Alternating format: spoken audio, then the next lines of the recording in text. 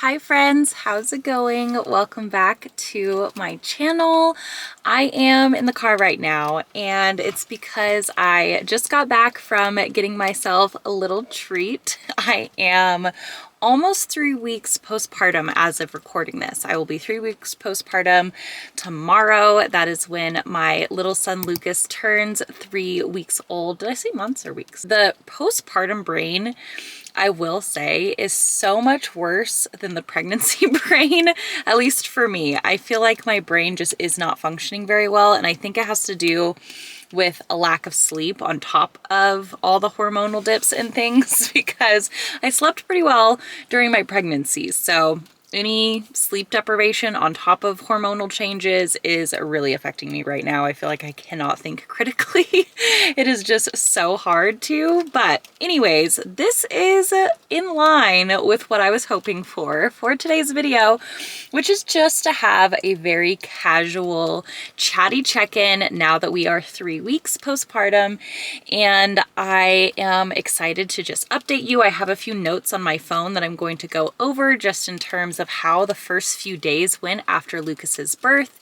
And for all the details regarding his birth and his birth story, you can go ahead and watch this video. I'll link it right up here so that you can go watch the details of his birth story, because I'm going to jump ahead afterwards and talk about everything that happened since he was born. So that's what today's video is going to be. I'm going to open up the notes on my phone because I did keep some good notes in terms of the first few days, mostly healing details, but also some other things that happened from day 1 through 5. So let's go over those together. Day 1 was his birthday. I wrote down that I was having a lot of afterbirth shakes. I got a lot of labor shakes with Henry, and I actually did not get very many labor shakes with Lucas, but I got a lot of afterbirth shakes. So just afterwards for a few hours, I was shaking pretty bad on and off, and then I was getting very heavy cramping and fairly heavy bleeding, not concerning bleeding, but fairly heavy bleeding and cramping.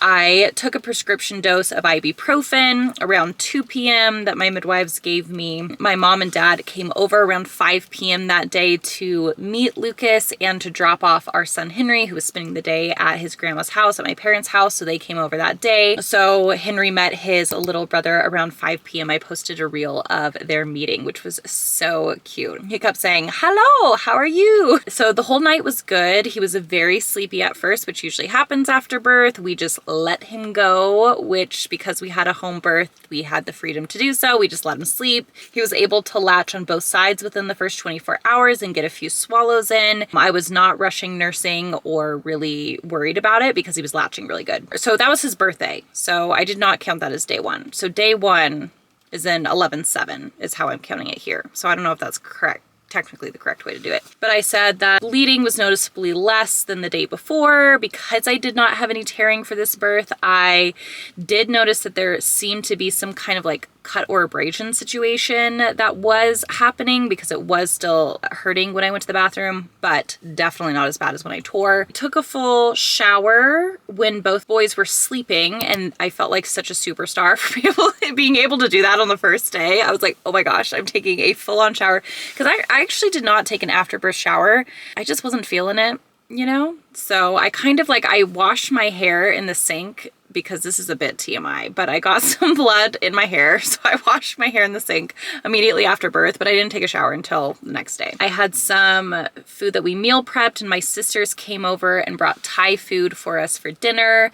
And that's when my sisters, Laura and Megan, met Lucas for the first time. And then I said he slept long through the night again, but this time he woke up at 1 a.m. and 3 a.m. to eat. Then the next day, day 2, I said that he was nursing more today. I transitioned out of the postpartum diapers on this day and just onto thicker pads, which was pretty fast, I felt like, compared to last time. It just felt really fast.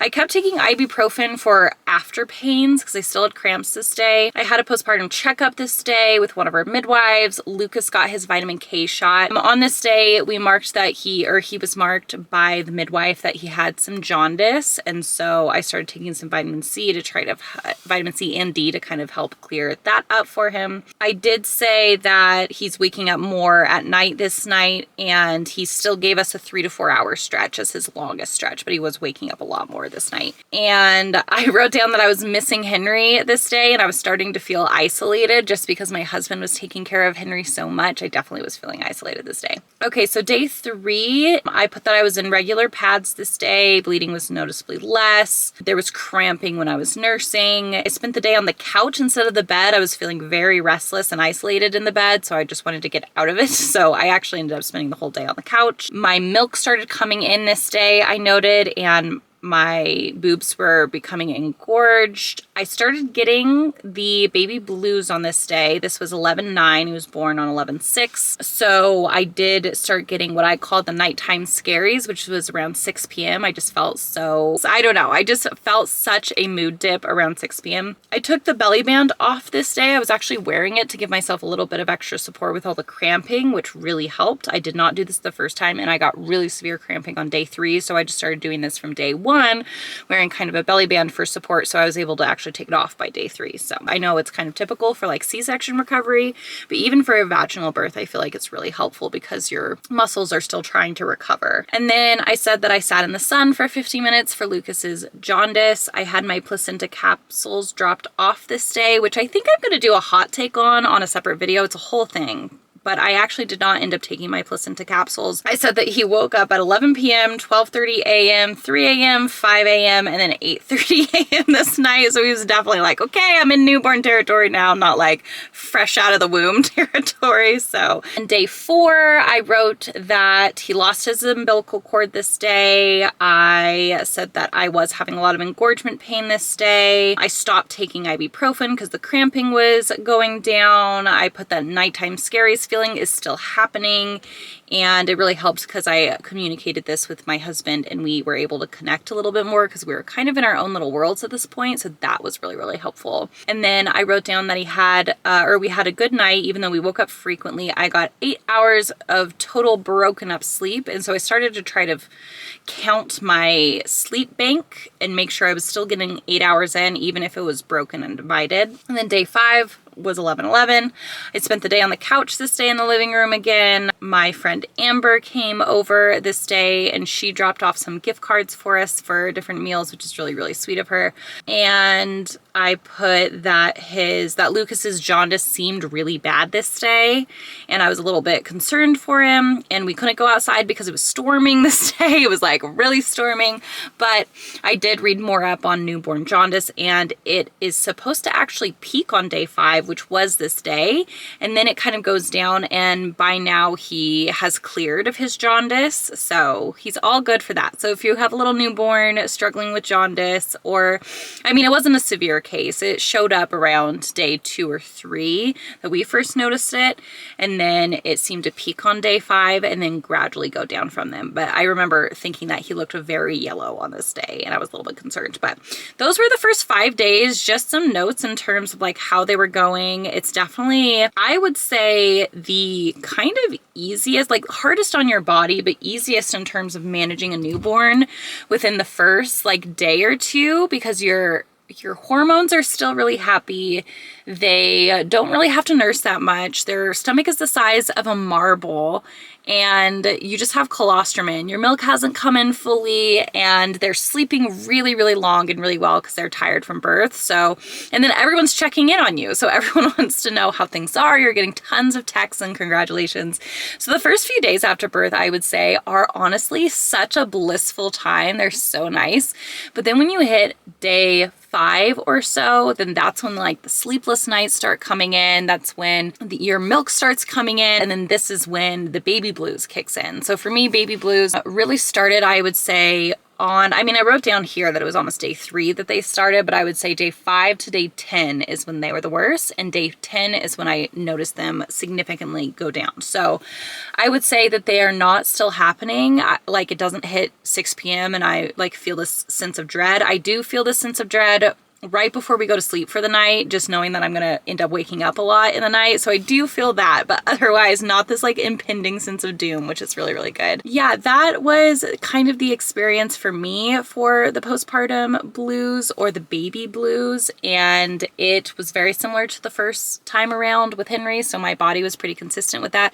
But I think that everyone's hormones are gonna do different things. It is a scary territory to be in, and it feels like it's just gonna last forever. Everyone says like, oh, don't worry, it'll pass, sunnier days are coming. But when you're in it, you're like, nope, like I cannot see the light at the end of the tunnel here, like the rainbow on the other side of this. Like I can't even picture what that's like, because right now I'm just so deep in it. It is yeah, it's a hard thing to go through. So that is my experience with the baby blues. I feel like caffeine to start this video was definitely the way to go, because it's definitely helping me keep the energy up here. But let's see what else. So at this point, he has had his 2-week appointment, both at his pediatrician's office, and I've had my 2-week postpartum visit as of yesterday. On his 2-week postpartum visit at the pediatrician's office, because he had these on different days, they were like 3 days apart, he was 8'6", so he was 7'7" when he was born. He was 8'6" at that 2-week appointment at the pediatrician's, which came first. 3 days later, he was 8'10" at the 2-week postpartum checkup with my midwife. So he is growing fast. My midwife was shocked at how much weight he had gained.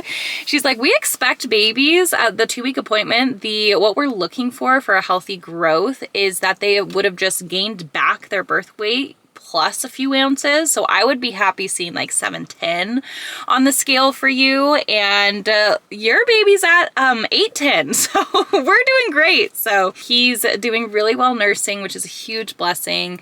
He gets a little gassy sometimes, it seems, which is his only little concern, but otherwise he is a really calm baby.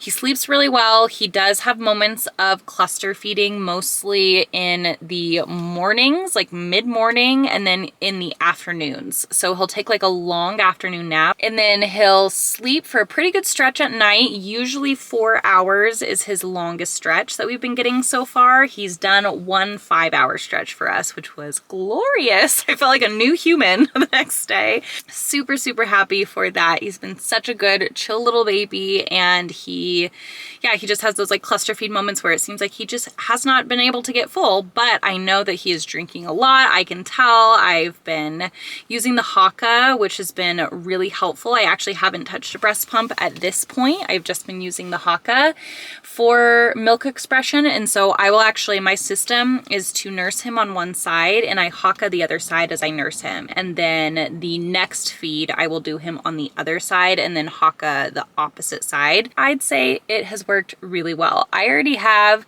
so much quantity in our freezer right now that we're discussing purchasing a small extra freezer to either put in the garage or to put in our dining room, put somewhere, because we're actually running out of freezer space because I have so much extra milk right now. I want to say it's obnoxiously overproducing, but I will say that like if I'm going somewhere for a few hours, I mean, I don't do this often, but I did go see Gladiator 2 in theaters with my family for my husband's birthday and my brother-in-law's birthday. Their birthdays are 2 days apart, so we went to see Gladiator 2. We were out for, I don't know, like 3 hours, 3.5 hours, and that definitely caused a painful situation because I did not thoroughly pump before leaving, and I should have. So I will say that that is kind of the only con, is that I do actually have to work kind of on a 2-hour system here, and if I go beyond that, it is a bit of an issue. But that is the recap of the first few days here of postpartum. So thank you so much for watching this video. If you liked it, please remember to give it a little thumbs up and to subscribe to my channel for content that might be similar to this in the future. I cannot wait to catch you on the next video. Bye, friends.